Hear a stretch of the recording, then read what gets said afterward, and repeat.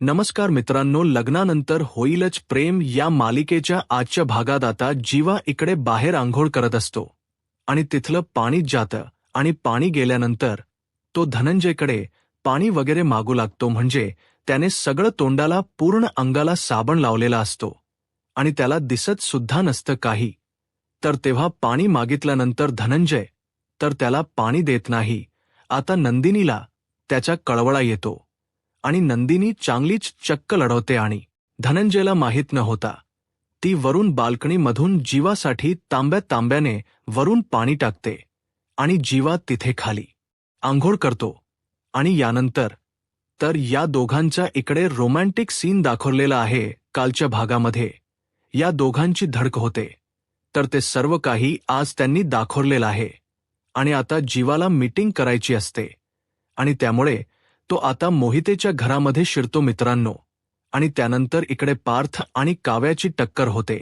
तर काव्याला तर तो क्षण आठवतो. म्हणजे पार्थ काय करत असतो, एकदा टक्कर लागली की परत टक्कर मारायची असते, नाहीतर शिंग वगैरे येतात. तर आता काव्या त्याला परत दुसरी टक्कर देते.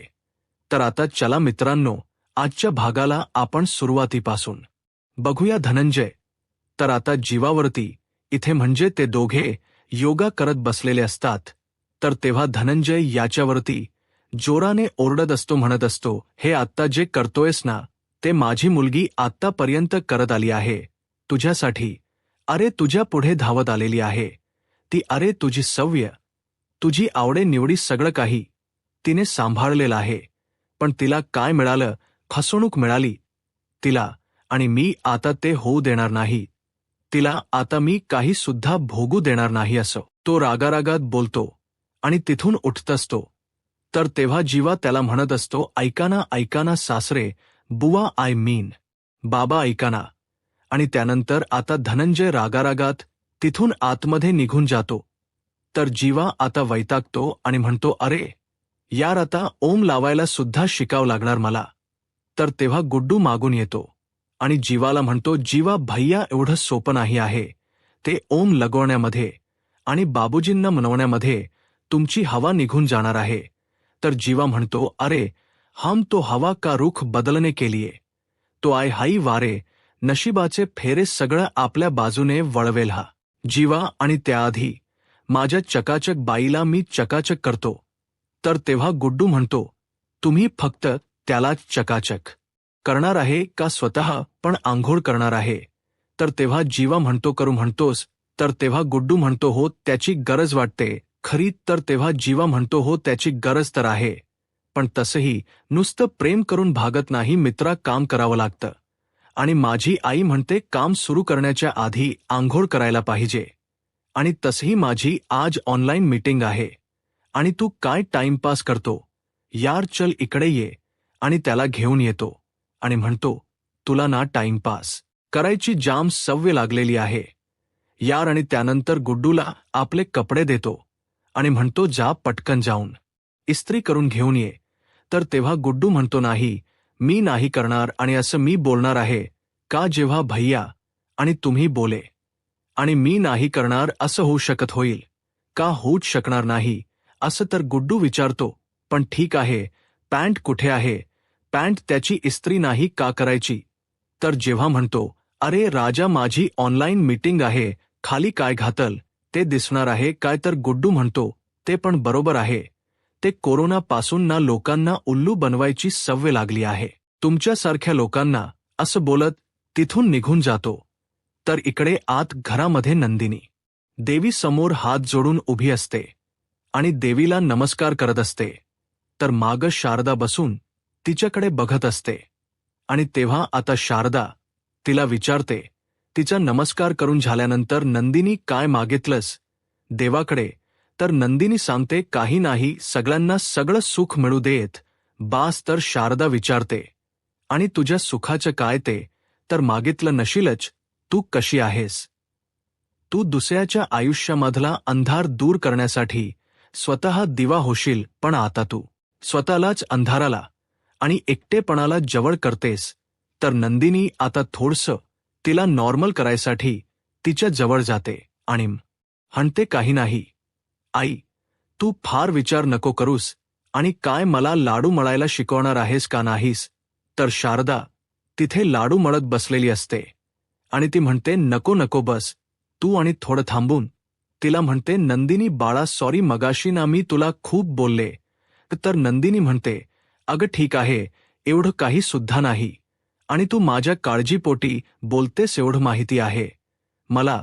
तर शारदा म्हणते अगं परवावर तर संक्रांत आली आणि तुम्ही काव्या किती उत्साहाने संक्रांत साजरी करायचो.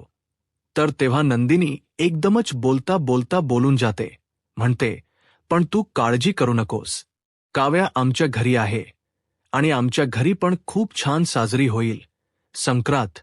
तर शारदा आता बरोबर तिला पकडते आणि म्हणते आमच्या घरी असं म्हणून तिच्याकडे बघून ती हसत असते आणि म्हणते मला ना आपल्या बायकांच हेच खूप आवडतं, म्हणजे एखादी गोष्ट आपली म्हटली ना की कायम लक्षात ठेवतो आपण.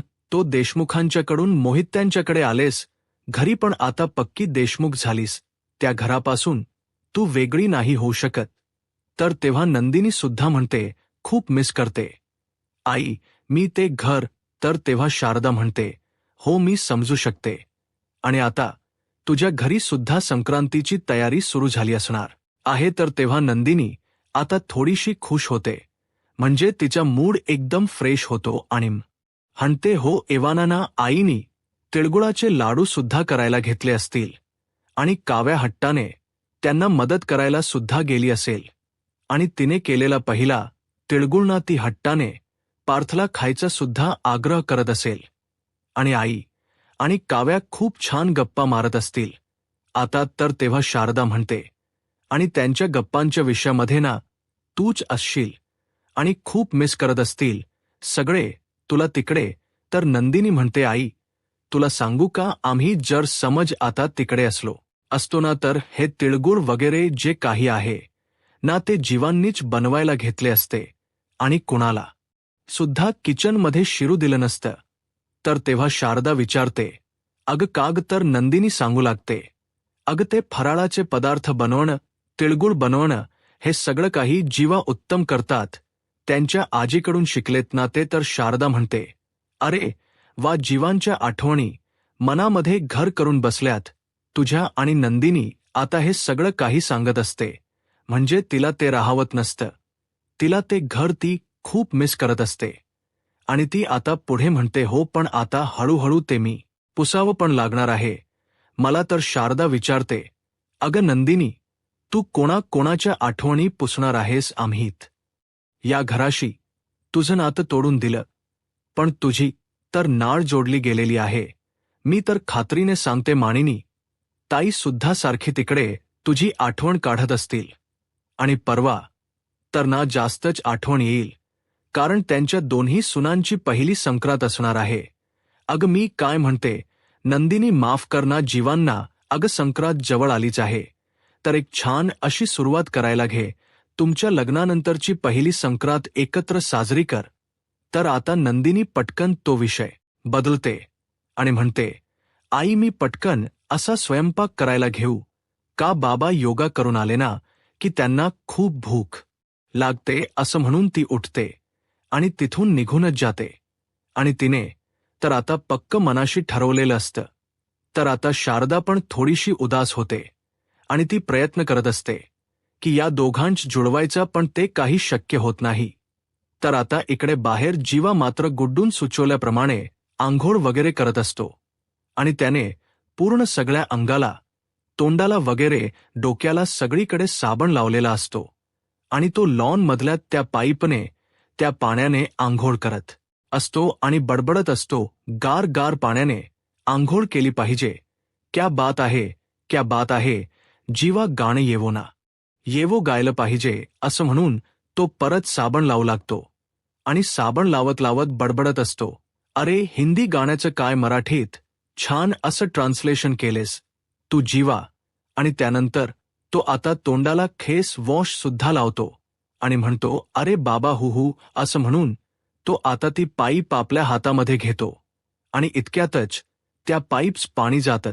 तर त्यानंतर तो आता तसंच हळूहळू धडपडत धडपडत दरवाजाजवळ जातो आणि म्हणतो, चकाचक बाई, अगं पाणी संपले, इकडे बाहेर बघ काय झाले बघ. तुझ्या नव्याचं ग, तुझ्या फेसाळलेल्या नव्याला त्रास होतोय. अगं ये ना बाहेर, ये ना नंदिनी. असं म्हणून तो दरवाजा वाजवत असतो. इतक्यातच धनंजय, अरे कोण आहे असं म्हणून विचारतो आणि म्हणतो, आले मोहिते आले.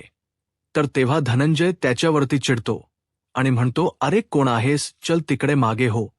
तर तेव्हा जीवा म्हणतो, अहो धनंजय, मोहिते इथेच राहतात का. तर तेव्हा आता धनंजय त्याला ओळखतो आणि म्हणतो, अरे जीवा तू. तर तेव्हा जीवा म्हणतो, अरे बघा बघा सासरे बुवा, तुमचं माझ्यावरती किती प्रेम आहे बघा. तर तेव्हा धनंजय त्याच्यावरती चिडतो आणि म्हणतो, सासरे बुवा म्हणून नकोस मला, गप्प बस तू. तर तेव्हा आता शारदा बाहेर येते आणि तिच्या मागे नंदिनी सुद्धा येते.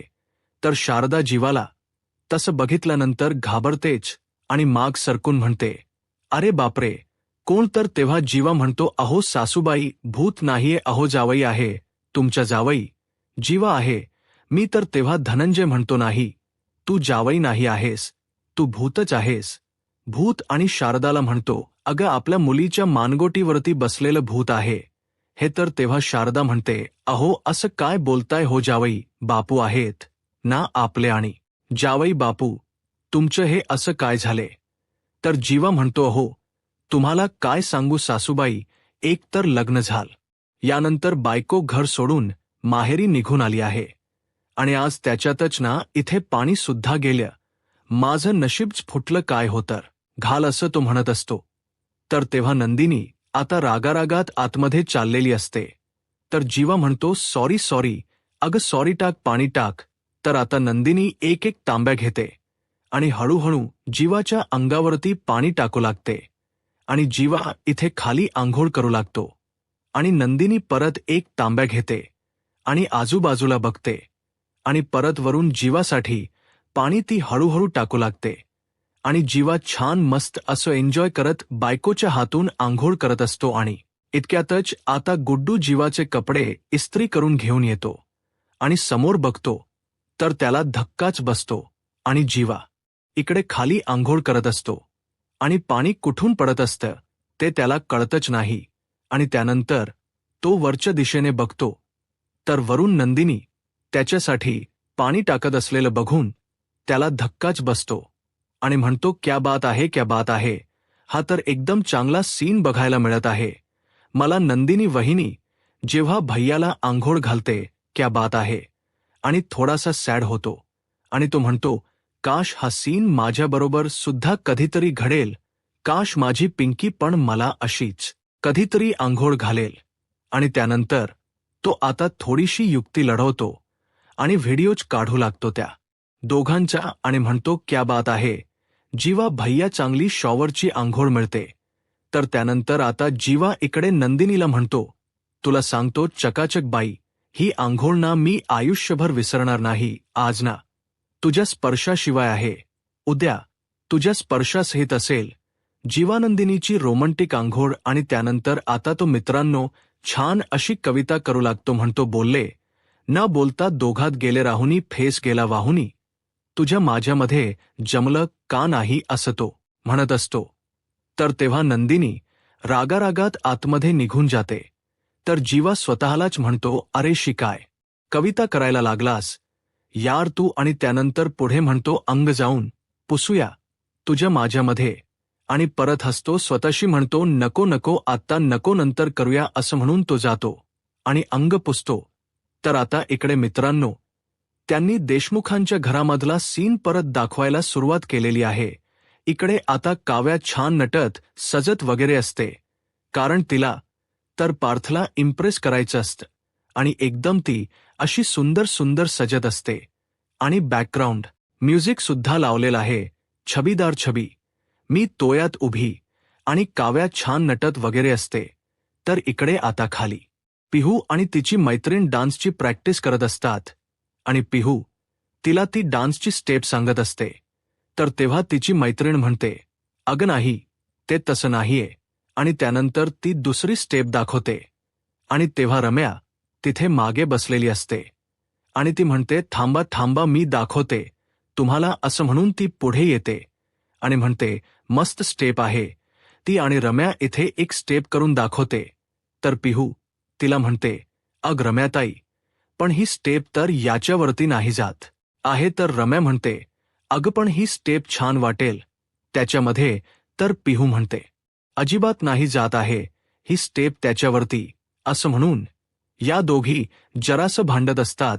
इतक्यात मानिनी तिथे येते आणि विचारते, अरे बापरे, काय चाललंय तुमचं, काय गाण वगैरे लावून? तर तेव्हा पिहू म्हणते, अगं मामी, आमच्या स्कूलमध्ये ना ॲन्युअल डे आहे, मग त्याच्या परफॉर्मन्ससाठी ना आम्ही इथे प्रॅक्टिस करत होतो, आणि त्याच्यामध्ये ना मेन कॅट वॉक आहे, आणि तोच जमत नाही मला. तर तेव्हा मानिनी म्हणते, अगं जमेल, प्रॅक्टिस करा मग जमेल. तर तेव्हा रम्या म्हणते, अगं तेच तर सांगते मी, एकदम सोप आहे. आणि म्हणते, बघ, छान असं कमरेवरती हात ठेव आणि मस्त असं चाल. असं ती चालून वगैरे दाखवत असते. तर तेव्हा पिहू तिला मध्येच थांबवते आणि म्हणते, सॉरी, पण कसं आहे ना, आम्हाला तो कॅटवॉक साडीमध्ये करायचा आहे. म्हणजे अशी साडी नेसली, छान असा पदर घेतला, असा पदर उडवला आणि तो कॅटवॉक केला, असं आहे ते सगळं.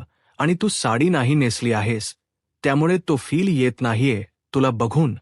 आणि असं आता या बोलत असतात. इतक्यातच आता पिहूची मैत्रीण वरच्या दिशेने हात करते आणि म्हणते, अग तिला बघून येईल का फील? आणि तेव्हा आता या सगळी जणी वरच्या दिशेने बघू लागतात. तर वरतून आता काव्या खाली येत असते आणि तिने साडी नेसलेली असते आणि ती एकदम सुंदर दिसत असते मित्रांनो.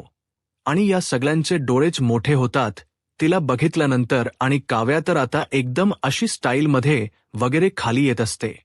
आणि रम्याला तर खूप मोठा धक्का बसलेला असतो.